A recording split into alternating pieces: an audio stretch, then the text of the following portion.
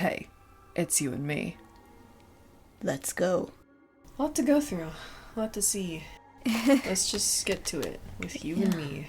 I like that. Thank you. Wrapped in absolute darkness. Ugh. I don't like that. Warm blood spills onto my cheeks, my hair, my skin. Chunks of human flesh rain down on me. Ew. Ugh. Make it stop! Pitter-patter, pitter-patter. There's no end to the deluge. The smell of death fills the air. Ugh! Ugh! I'm stuck with a wave of nausea so strong, I can't hold back the contents of my stomach. But when my mouth opens to vomit, blood pours into it. Oh! Ooh. Oh! Huh. Ugh! Ugh! Let go of me! Dead bodies grab at my ankles, dragging me down. To where? Hell? Or to the mountain of corpses? Now, do you understand that was a time? If but briefly, when I was happy, when I felt human emotions. But I wish I never had. If I had remained confined in my Daughter of God shell, then I doubt I would have had to feel so much terror at the sight of death. I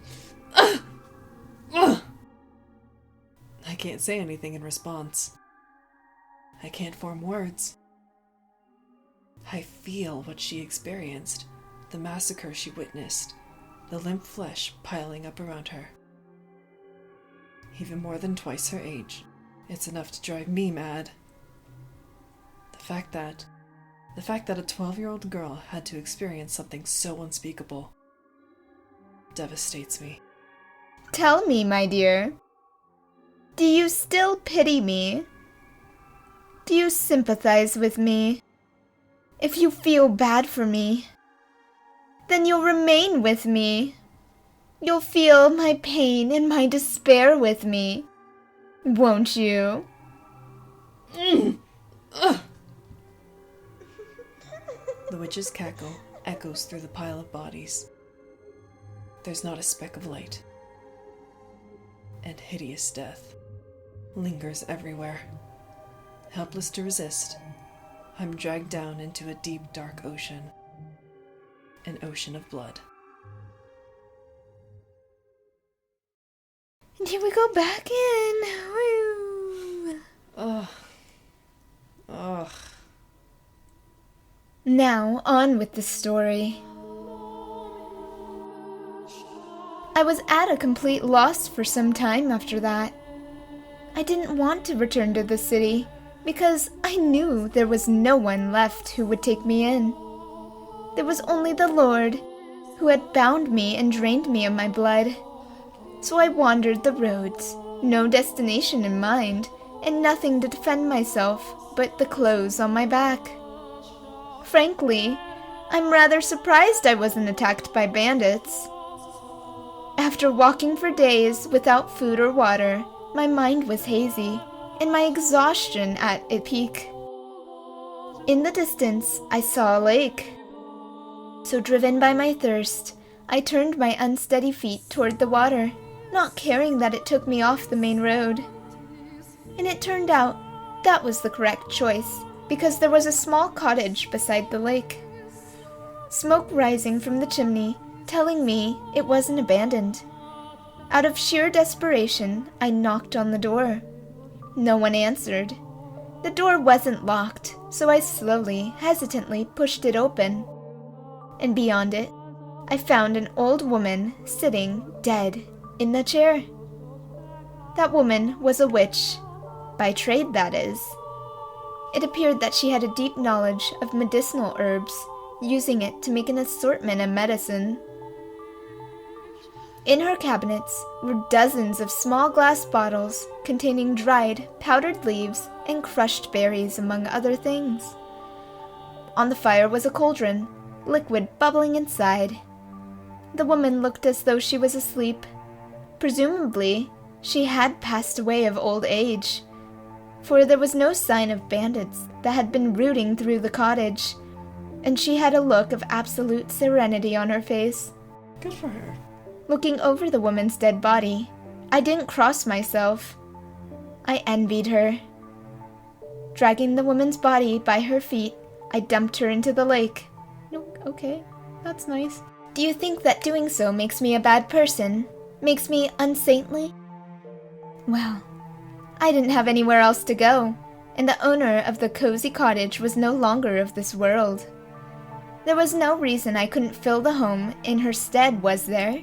Sometimes I don't like certain things of the story, and one thing is like, it's all like, well, I'm not at fault, right? Because like this is the truth, and it's like, okay. Yeah. Are you judging me? Like, no. I mean, if she's telling the complete truth at face value, she grew up to believe that she was this, prodigy Right. type thing. But she's becoming more grounded in a sense, even though it had to be through very extreme measures. Yeah. That's awful. Right.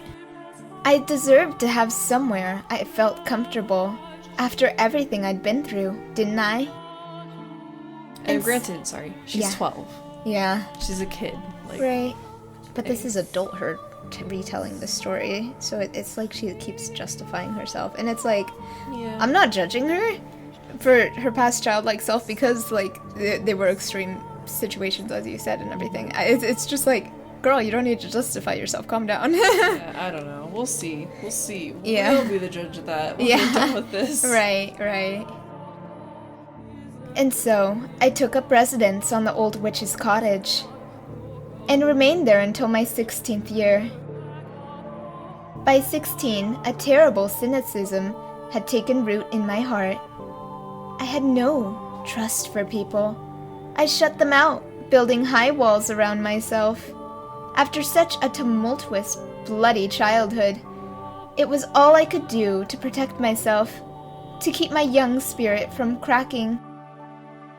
Nevertheless, travelers would, on occasion, pay the old witch's cottage a visit, seeking her medicines.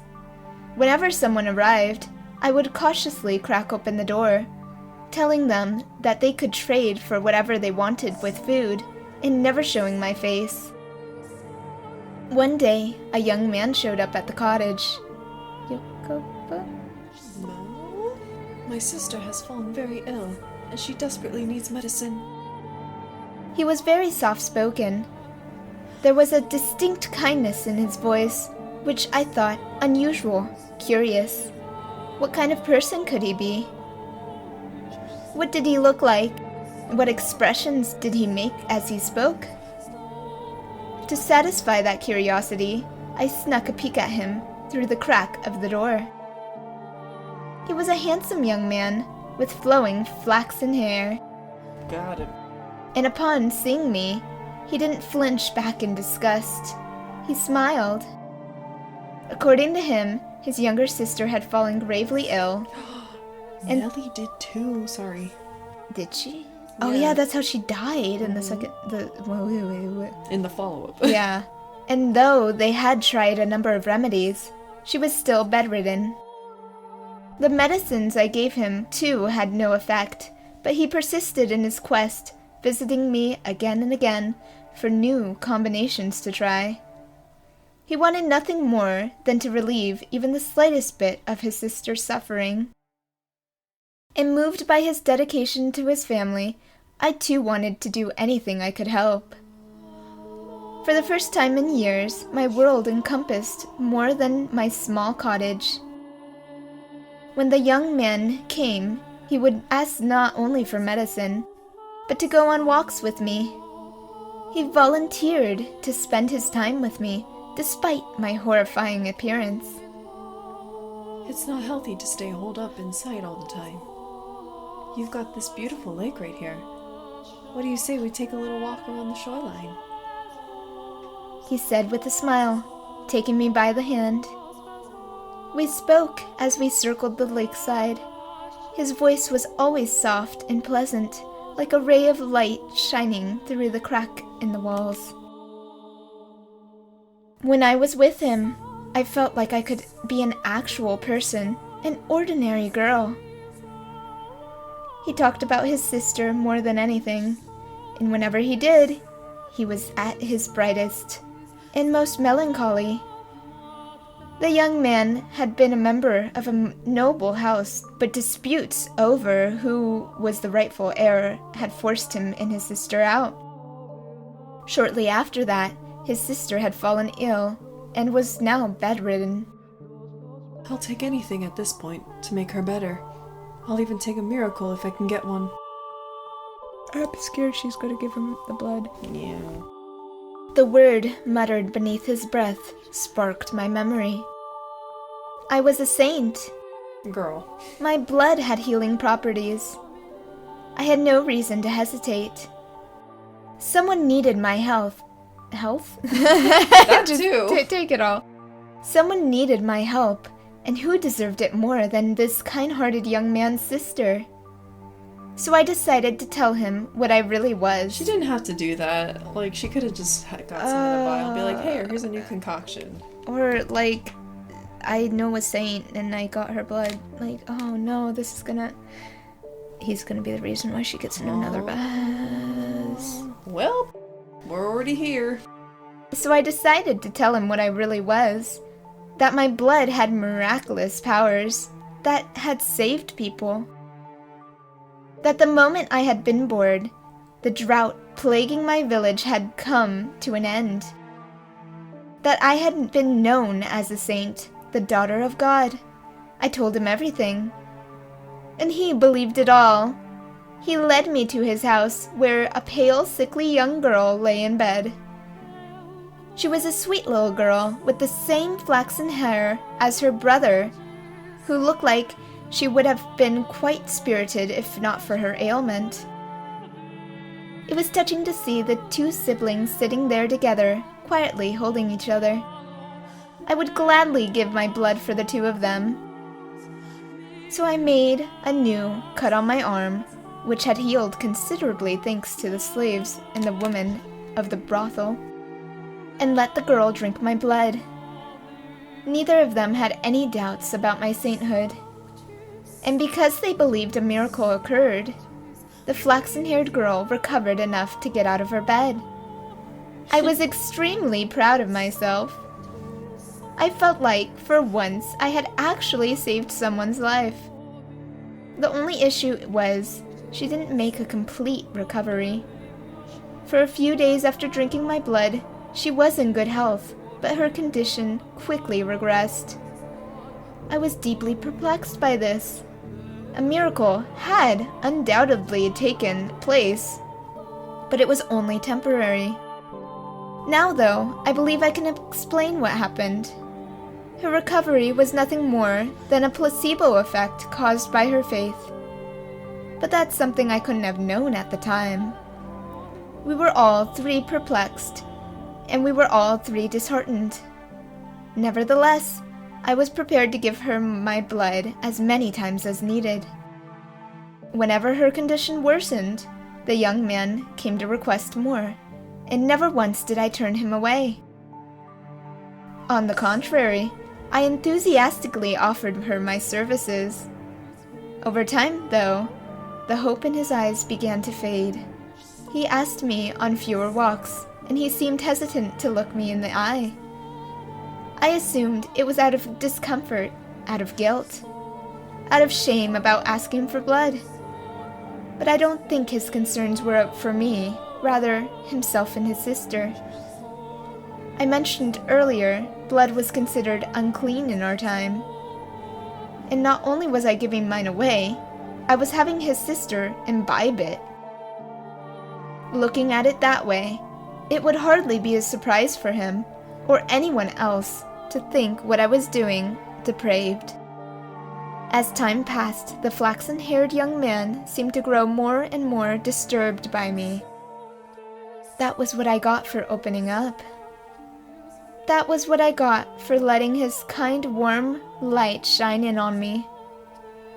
The moment things went bad, he pulled away. There were times when I thought I shouldn't have done anything in the first place, but regardless, I held fast to my original decision. I would put myself on the line for them, no one else, just them. Even if he was afraid of me or had no interest in seeing me, I would continue offering her my blood. And I was firm in my resolve. One day, though, I received a new visitor. Oh, is this why it's the visitors of the mansion? Maybe. It's creepy. The young man was still only one I would show my face off to. The only guest I had let into my walls.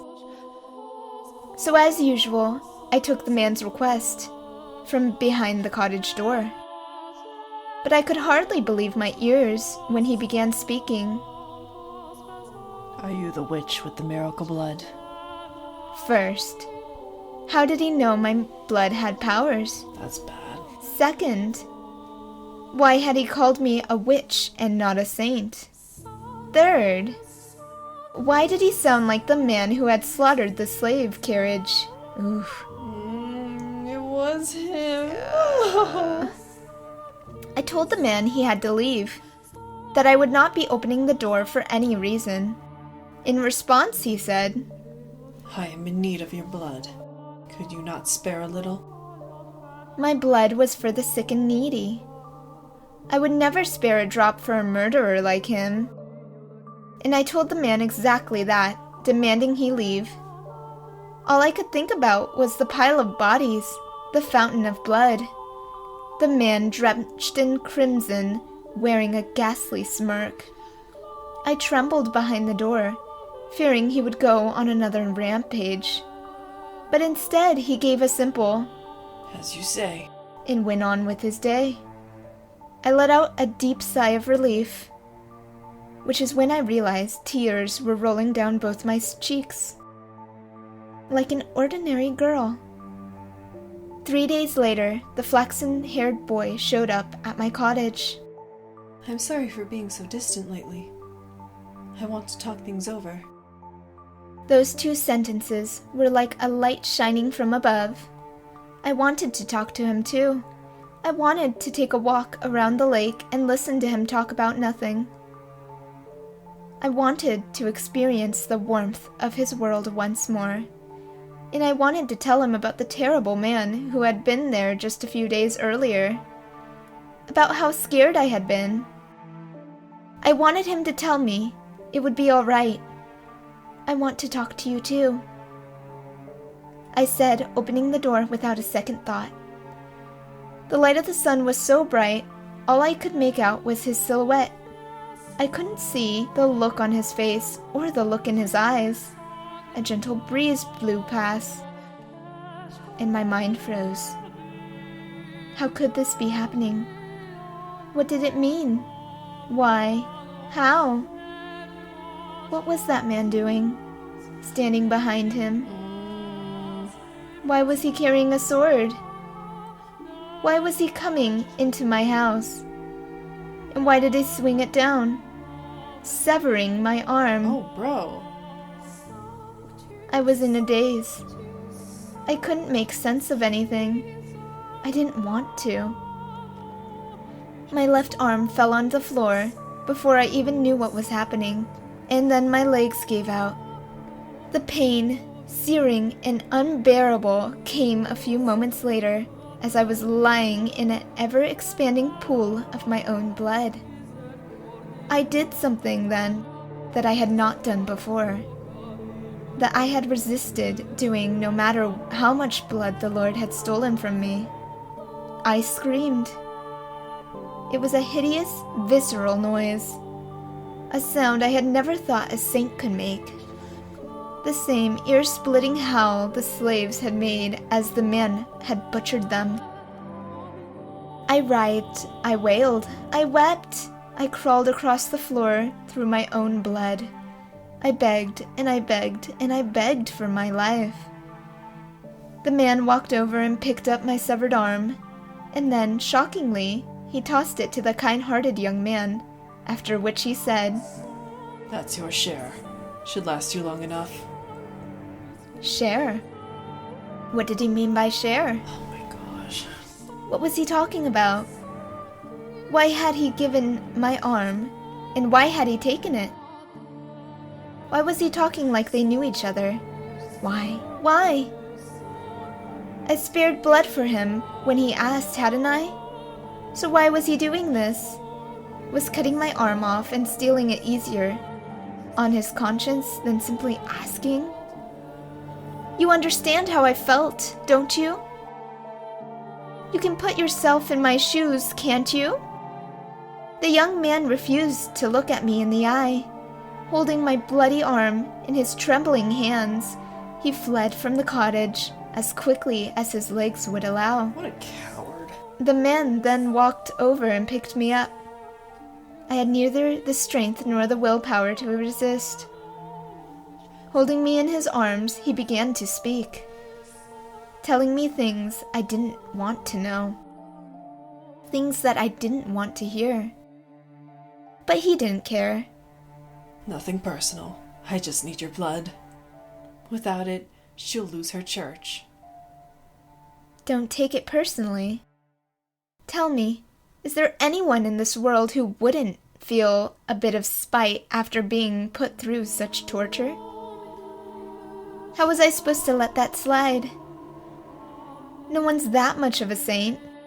My trust had been betrayed, and I was supposed to turn the other cheek? A man had barged into my home uninvited and cut off my arm, and I was supposed to smile and take it? Is there anyone, anywhere, who doesn't feel even the slightest bit of hatred ever? Is there anyone in this world who could just laugh and brush off this level of abuse? Tell me, is there? How could I not hold a grudge? How could I not despise them? How could I possibly forgive them? Tell me, please. Tell me, how could I? She needs the money. I needed some way of getting enough money to keep her church running. So the Lord made me an offer. If I brought him the witch with the miracle blood, he would finance a whole new church for her. Is the Lord Yukopo? He was rich. That would be quite the interesting connection. The Lord?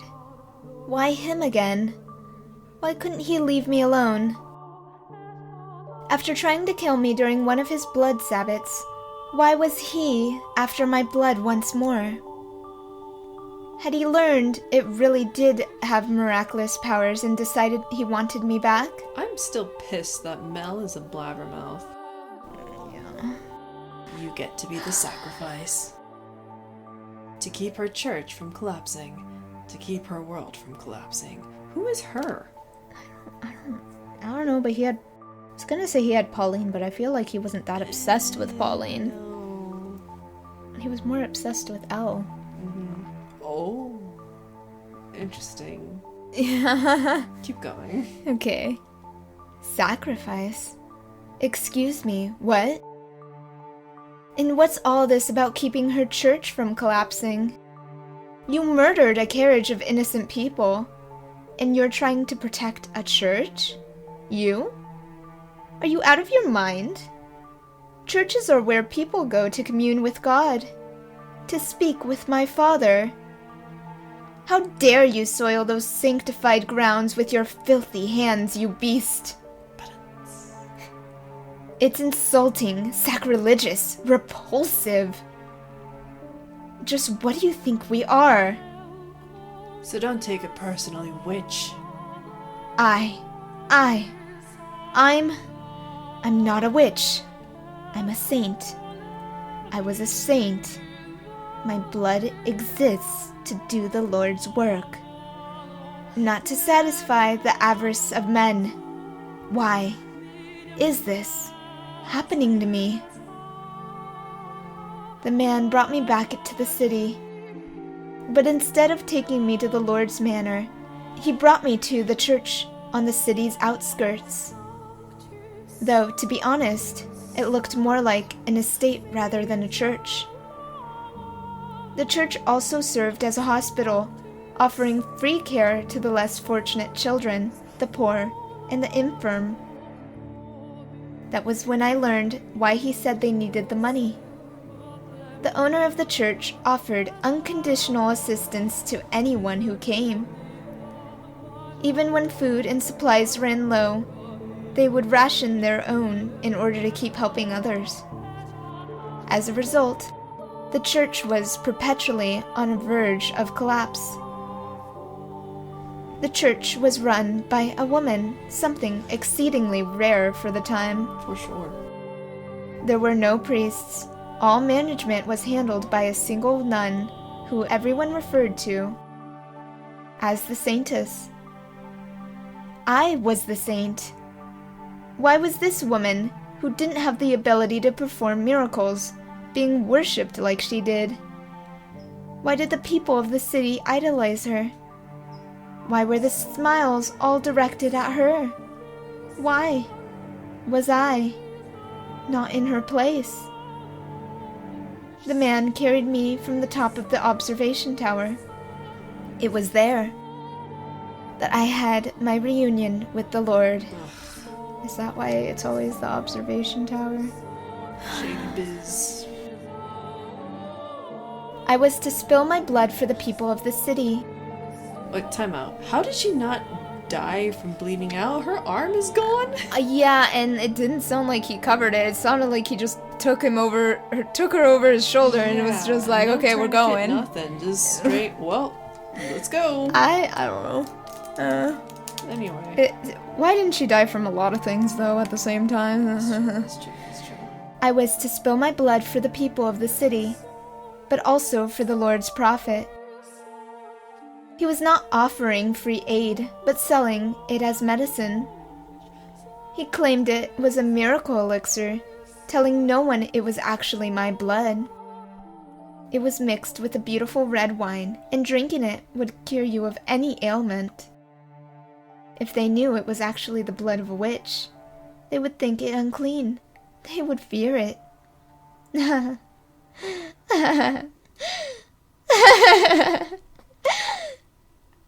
I remained imprisoned for a long, long time. In the beginning, the swordsman guarded me. Though before long, the flaxen-haired young man showed up as well. He has some nerve. Honestly. Presumably, one severed arm wasn't enough to keep his sister healthy for long. He should have known better. They're dumb. He's stupid. I hate Mel, dude. Goodbye, baby boy. I've been conned into falling in love with him in the beginning. He's nothing to me now. Dang. Same though. It's all Michelle. Honestly, all Michelle. Well, it depends what happens after all this. He's living hell right now. Yeah, but I feel he's strong enough to persevere for Giselle. Yeah. In listening to their conversation, I learned that to ensure no one else could get in, the observation tower was sealed with 3 locks. Oh, I see the foreshadowing they did there. So you're right. The Lord is Jacopo. The Lord, the swordsman, and the young man, each held... Sorry. Just, that makes me feel so much more vile urge against Jacopo, because, like, he sucked in his door. Yeah. But at least, you know, he kind of, like, saw his errors. Yeah. But this makes him so much worse. Yeah, but you also have to think about it, like, you know, how he saw them originally was in a second life. So it's kind of cruel to keep judging them from this life. No! He was still an abusive jerk. Okay, Mel, in his second life, quote-unquote, whatever life that is, fine. He's just a boy who fell in love with his half-sister. The other two? Yukimasa? No, absolutely not. No. He's irredeemable in every way. Yeah. Yeah. Even in a new life, irredeemable. Yeah. Yeah, for sure. The Lord, the swordsman, and the young man each held one of the keys. I wonder why Mel was so resistant in giving us his key, though, then. Because the other two gave it fine. Well, Jacopo vanished into the void. Well, Jacopo was like, I'm coming too. I still want to know why he wanted to come, or what he was going to say before he vanished, but yes. I'm sure we'll find out soon. So is this the same lord that tortured her earlier? I kind of thought they were going to be different. I thought it was going to be different too, but she said it was a reunion. That lord's messed up. Yokopo's messed up in the story. Mm-hmm. But then again, in his story, he was just trying to please all his people anyway, all the rich folk anyway. Mm-hmm. So, I mean, I guess it's still the same thing, yeah. Just less murder, or less... No. That was, I feel like, more because the social conduct at the time. It wasn't as much as, like, you could just start sacrificing people in front of you. Yeah, like, the whole slave thing? Yeah. That's so 10,000s. Yeah. 10,000. Whatever, back in time. 1000. Don't talk to me, man. I can't. I don't know dates. But no, that was so back in time compared to Yokopo's period, so... But still, he was an abusive person. Yes. Husband. Yeah. Yes. Terrible. Yes. Oh, but he wanted to have a good... Shut up! I don't care. I was their secret, locked away in the tower, for them to drain of blood away from wandering eyes. Time went on, and I grew progressively weaker. I lost the will to eat, and the will to live. My only view from the tower was the clouds through the window, high up on the wall. Occasionally, a pigeon would fly in, sometimes a butterfly, and I would glare in envy as it fluttered around, free to come and go as it pleased. And soon it was spring. Every spring the church held a festival to pray for the coming year's harvest and the people's well-being. I could hear the bustle from far below, through the window as everyone rushed to prepare. I heard the flaxen-haired girl's voice, who had regained her health, drinking my blood. I heard her brother's voice, who had betrayed me. I heard the nun's voice, who played saint in my stead. I heard the barbaric swordsman's voice, who had chopped off my arm. And I heard the Lord's voice, the root of all my suffering. I heard people praising the saintess, though I, the true saint, was locked in the tower. I heard people thanking the Lord for his generous donations and miracle medicine, though it had all come from me. Wait. What if the saintess is Michelle, but girl Michelle? That's what I said earlier. Oh, I'm sorry. I am sleeping. It's okay. Maybe I didn't specify clear enough. I don't know. You probably did. I'm just not here. I'm confused. Does the saintess, quote-unquote, know about the girl after the tower? I don't know, but Elle technically never seemed fully guilty. I don't know. She was just suffering all the time. Though it had all come from me, propped up on my suffering. They cheered and clinked glasses of my bloody wine. Those merry, peaceful, cheerful, spirited sinners' voices resounded in my tower. And at noon on the day of the festival... Okay, sorry. I thought since it had that random space, maybe it had a red word or something. Yeah. But she's talking to us. Yeah, so that's why I was like, I don't know, maybe? No. And at noon, on the day of the festival, the church bell tolled.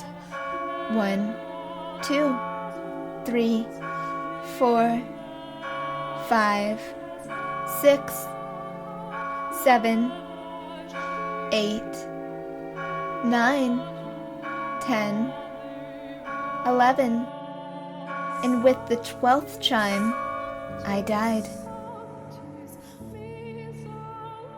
Girl. I can't tell if she has white hair or not. It looks more brown, which is what I keep getting vibes of. It's the second game, because the second game looked like a girl with brown hair, and then her face looked tattered and she's in bandages, so... Oh, snap! Yeah. That's why I'm thinking... But I don't know, because everyone was kind of like... That's a different thing, but I don't know. Maybe. I don't know. Guess we'll see. As always. As always. Just wait it out. As the bell's last pealing faded into silence, the tower's door swung open. Standing on the other side of it were the 3 men. They must have wanted to drain a little more from me, to use in the feast. But they arrived at the worst possible moment. The flaxen-haired young man was the first to express his consternation. Why? I never wanted her to die. Was she not eating? The Lord gave my corpse a casual glance and said stone-faced, Seal the tower off. Understood? No one finds out about this. How can you be so calm? Do you understand what you've done? Huh, pinning the blame on me. How nice it must be to be able to distort reality with panic. The swordsman, who had been silently observing the Lord and the boy conversing, interjected. You're just as guilty as any of us. Not only did they not mourn my death, they argued over whose fault it was. Ugh. There was no regret, no remorse. The young man muttered absent-mindedly. I never wanted her to die. How does she know this if she's dead? This is her ghost. I don't know. What did his intentions matter, though? It was his betrayal that had ultimately tethered me to the mansion. Oh my gosh. It wasn't the observation. Oh my It's god. the church. The mansion was the church. That's why the glass in the pews. I'm so dumb.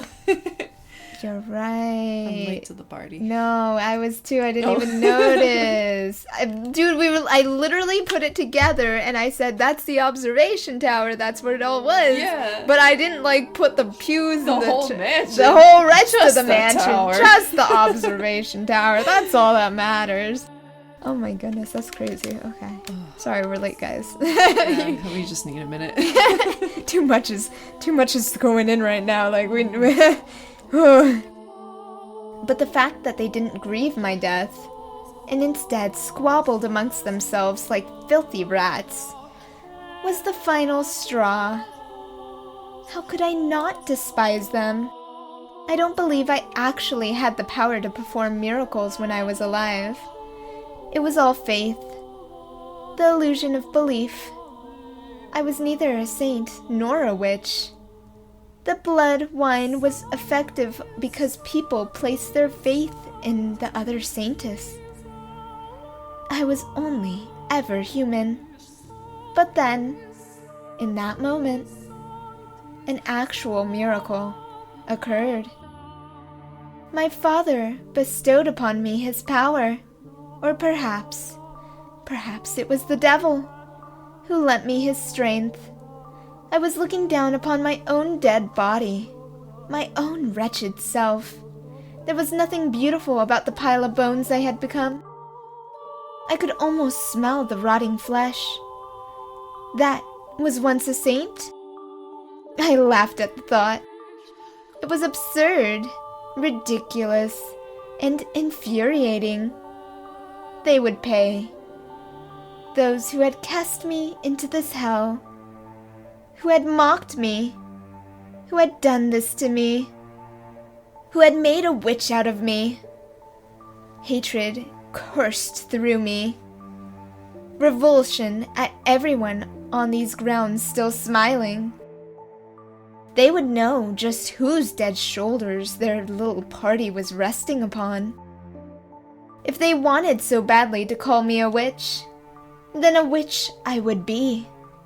I would kill them, every last one of them, place a curse on their souls.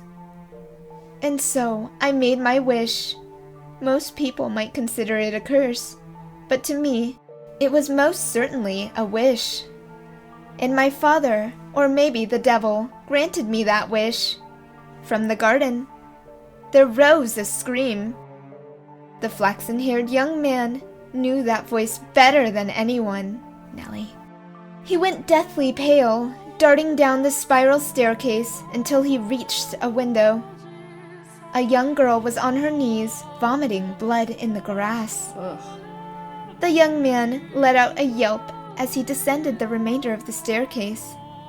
As soon as he reached the garden, he lifted the girl in his arms. But she had already perished. dang, she just vomited blood and just bye Nellie. Realizing this, he cried to the heavens, saying the one thing he should have kept to himself. Oh, the witch killed her. He just keeps digging his grave worse and worse, man. No wonder she hates him so much. Don't blame him. I hate him too. He's so pathetic. Yeah. Like, ugh.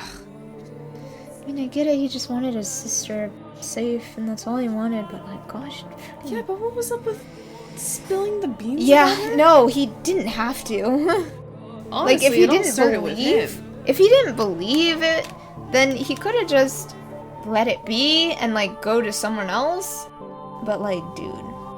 I said it all started with him, but really, it started with Jacopo. But really, it started with that evil mother. Yeah, really, she was the main reason it all started. Yeah, that man, her life sucks. But like I said a while ago, just because your life sucks doesn't mean others have to. Yeah. Referring to Giselle, baby angel, love her. Mm-hmm. That wine.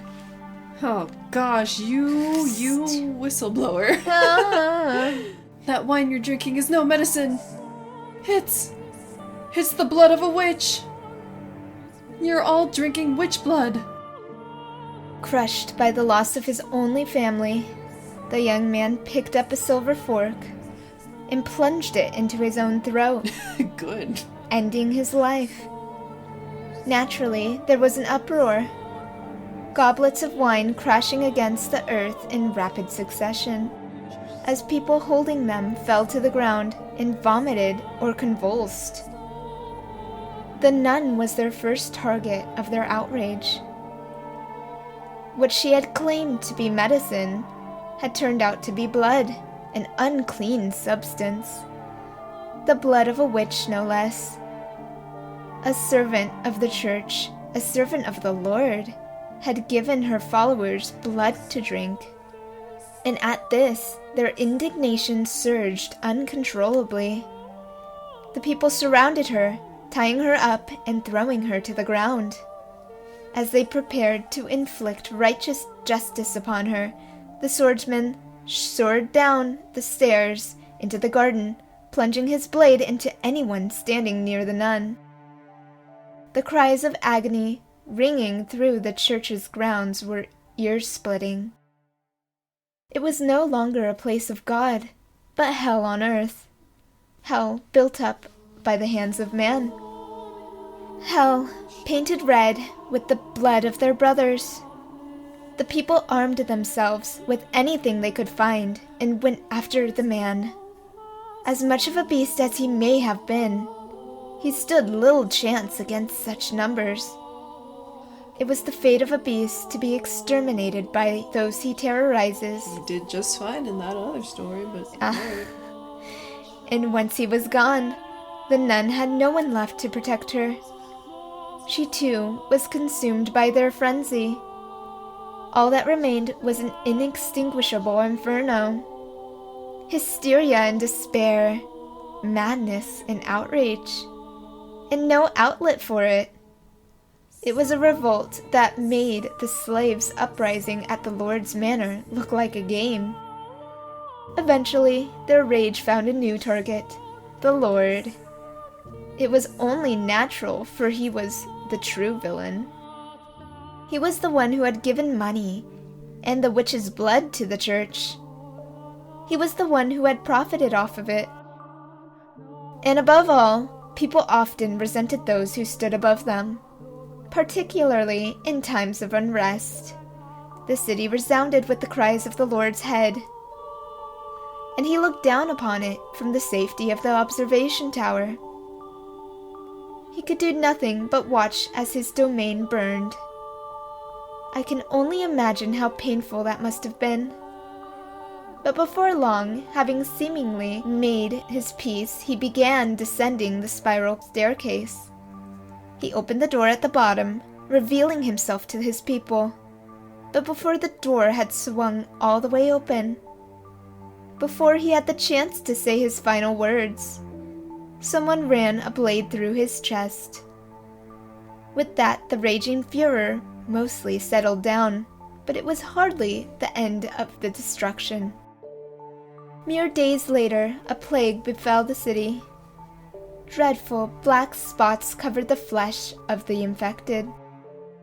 They writhed in pain, screaming and vomiting blood. Ghastly howls echoed through the streets as though the whole city had been possessed.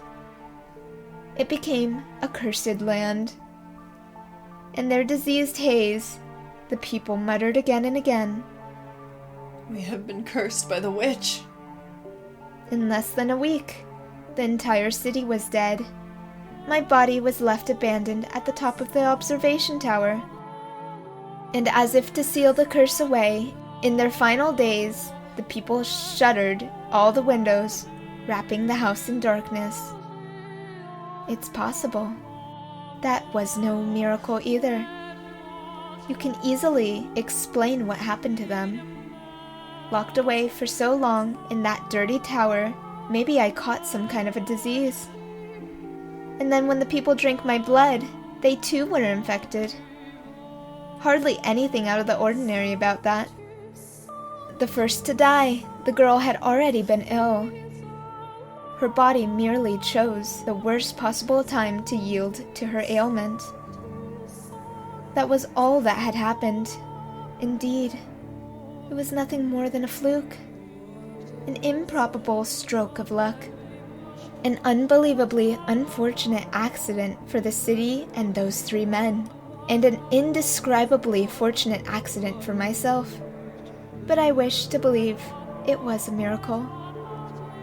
That even if my blood didn't have healing properties, and even if I wasn't a saint, my wish, my curse, was what caused that uprising. That was my miracle, granted to me by God or the devil.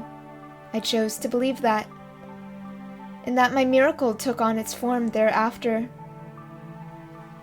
My curse had brought death upon the 3 men, but for whatever reason, my rancor was far from sated. They had died. So what? Death is but a transient agony. It's nothing compared to what I went through. So I made my next wish. I wished for their reconstruction. I wished eternal suffering on their souls. I wished to trap them in a never-ending cycle of pain and hatred. This was my wish for the flaxen-haired young man. He treasured his dear sister, and he desired a quiet life. So I wished for him to have just that. And I wished for his dearly beloved sister to love him more than anything in the world. For his world to be destroyed by love gone too far. This was my wish for the beast-like man.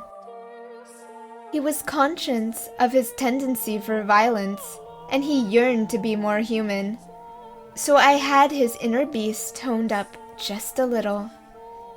I saw to it that he would never be human, so that he would never have peace he so desired. Alright, that's fair. My wish for the Lord was more straightforward. He seemed to have great affection for wealth and authority, so I ensured those were the only things he could ever have. Who needs love or friendship when you could be drowning in power? Once he had lost everything, his solitude would be his only companion. Wishes can come true, as long as you always hold fast. Never stop wishing, never surrender. They can come true. Eternal suffering on all their souls. An endless cycle of reconstruction and unavoidable tragedy. Tell me, my dear, do you sympathize with me? Will you curse them with me? Will you take my hand and revile them with me? I mean, I feel for you, Morgana. But I'm not joining you with that. But I'm not joining you. I feel like they have lived their Whoa. I feel like they have lived their tragic tales already, and they got what they deserved. Because who knows how many... I mean, Mel seemed like... They all kind of seemed like they've been through this for a long time. Like, Mel was the only one who kind of was, like, reluctant to give the key. The rest of them were just like, just take it at this point. Morgana? You could do what you want, girl, but I feel like your revenge has been gotten. Like, and you're just gonna keep Find peace feeling for like yourself, this. my girl. Yeah. Do it for you. Do it for you. This time, when my body crashes into the tower's stairs, I'm unable to make a noise. The obstruction is less mental and more physical. The excruciating pain. Ugh. It's so intense. I can't even eke out a scream. My vision is distorted. My mind thick with fog. I feel like I'll fall into a bottomless pit if I loosen my grip on my consciousness even slightly. Through the haze, I see my own severed left arm. Bruh. Reflected in a pool of blood. I see my face, large chunks of flesh peeled off. Ooh.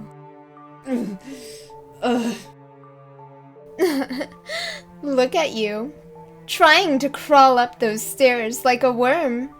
How pathetic. It's like I'm looking at my old self. I can barely form a coherent thought. I can't lament her inhumane fate. Can't mourn for her. Or be shocked by the revelation about the 3 men and her history with them. Pain. It fills every corner of my mind. Every nook and cranny of my body. You figured it out by now, haven't you, my dear? You'll never make it to me. It's not possible. But it's not your fault.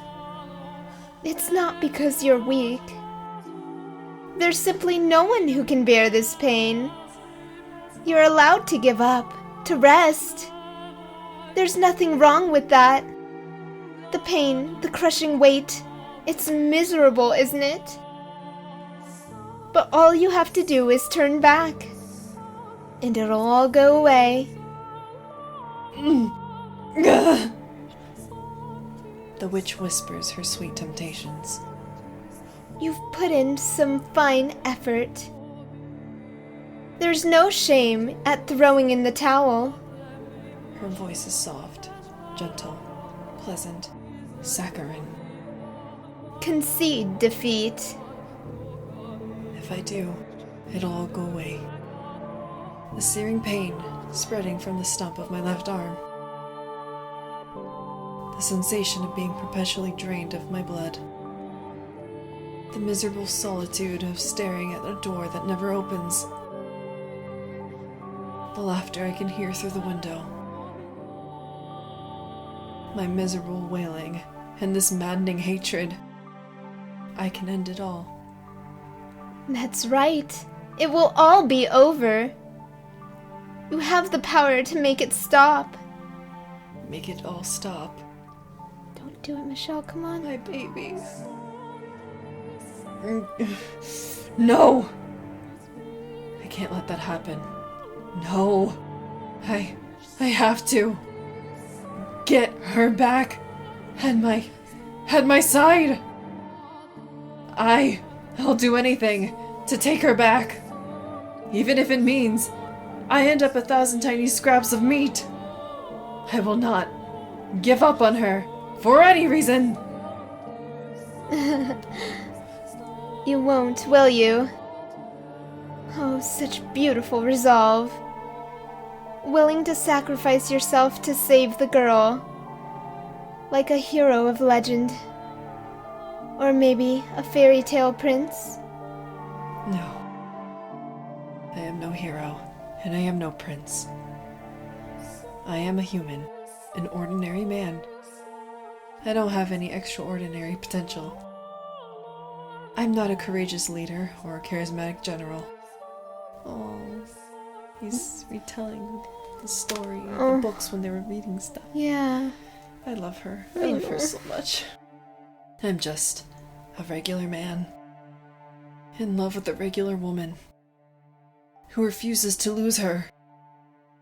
I don't need any other accomplishments. Only that. That's all I need. Because I'm just a regular man. My one act of resistance. It doesn't matter what you say. It doesn't matter how much you cut me up. Nothing changes.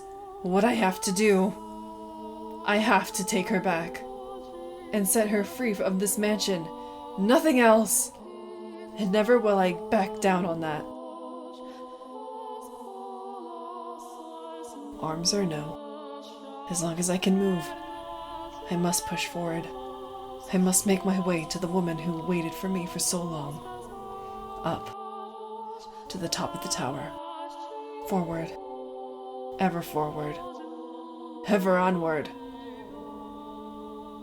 Go, Michelle. Yay! Should we stop here? Or should we wait to open the door? So you want to just keep going kinda until wanna you feel better? Yeah. Okay. Dragging my bloody body, paying the pain no mind. I once more arrive at the top of the observation tower. I place my hand on the door, holding myself up with my lacerated right arm. Take a moment to catch my breath, then lift my head, gaze into the void and shout her name. Morgana! I pity you, I truly do. You were a saint shackled with an unfathomable fate, and for that, I am enraged. As I felt your pain, as I watched your life, I too felt a burning hatred for those 3 men. If you truly feel that way, then why can't you stay here with me? We're all dead anyway. We've reached our ends. Do you honestly think there's anything more for us? There isn't. The end is the end. So what do you say, the 3 of us, me, you, and Giselle, torture the 3 of them and everyone they cared about? That's tempting, won't lie. Make them suffer here for all eternity, in this house. In that way, you and Giselle can be together forever too. That's not an option. Why not? Because hatred only brings you pain. Oh, that's brilliant. You spouting stupid platitudes at me. I can't believe my ears. Save your nonsense moralizing about how hatred does you no good. I won't hear it. I'm doing just fine for myself, my dear. In fact, I've never been better. I feel wonderful. Did you think that would be enough to persuade me? Really? How disappointing. And here I thought you understood me. Morgana. Why don't you say what you really think? Go right ahead. Hate them as much as you want. But keep it Dude, Majel? Did I just their pairing name? do the dating pairing thing? RTP. But keep me and Giselle out of it. Why didn't you just say that? I do feel bad, truthfully. For all the time we spent together, never once did I ask about your life. I was so focused on myself. And in the end, I pushed you away. That you did. You wanted to be with Giselle, so you pushed me out. I wish I had asked you sooner. It wouldn't have changed anything, though. One puny man knowing what I went through would hardly be enough to erase the loathing I bear.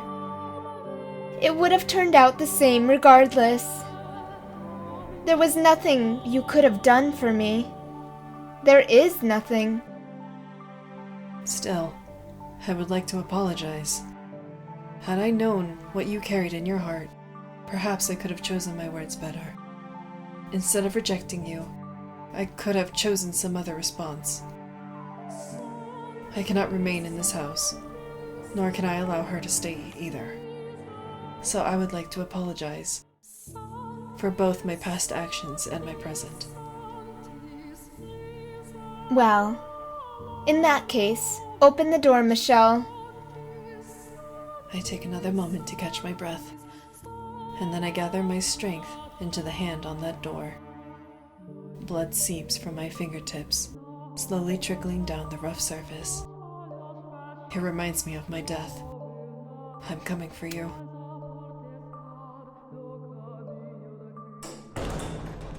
Are we still going? I don't know, do you want to end? I know you're hungry. I'm enthralled. I want to see Giselle, but I don't think she's gonna be there. Or at least Morgana's not gonna make it that easy. I don't know, man. I don't know. Technically speaking, this would be a good stopping point. Okay.